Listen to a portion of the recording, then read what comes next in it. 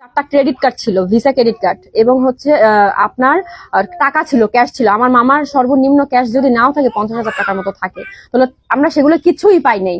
এবং হচ্ছে আমার হচ্ছে যে ওই কার্ডগুলো উদ্ধার করার জন্য আপনারা বলেন, তদারকি করতে বলেন, এবং হচ্ছে দুটা যে মোবাইল, ওই মোবাইলের মধ্যে অনেক এভিডেন্স আছে।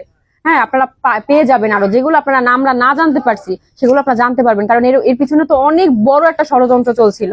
কারণ দেখবেন যারা মারছে তাদের পিছনে অনেক বড় হাত আছে।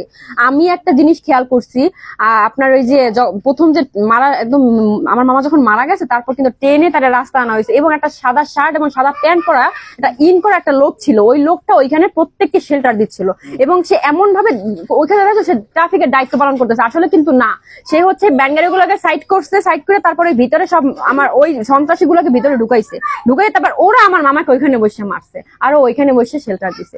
এই লোককে, সেই লোকটা আপনারা বের করবেন, এই লোকটা, এবং পুলিশকে বলবেন যে এটা অতি দ্রুত এটাকে আইনের আওতায় আনা হোক। হ্যাঁ, আর একটা ছেলে আছে, এই যে আমি দেখাচ্ছি আপনাদের ছেলেটাকে, এই ছেলেটাকে অতি দ্রুত আওতায় আনা হোক। এটা অনেক কিছু পেয়ে যাবেন, অনেক কিছু, যদি এটাকে দেখেন। এই ছেলেটা, এই যে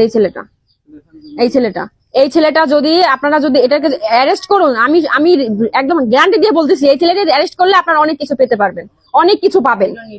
হ্যাঁ, ও আমার মামারে অনেক রকমের, যে যার জন্য পুরো বিশ্ব তার পক্ষে, ও সে জায়গায় নেগেটিভ কেন কথা বলবে? সেই জন্য আমরা চাচ্ছি ওকে ইন্টারোগেট করা হোক, ওকে আইনের আওতায় এনে সবকিছু ওকে জিজ্ঞাসাবাদ করা হোক।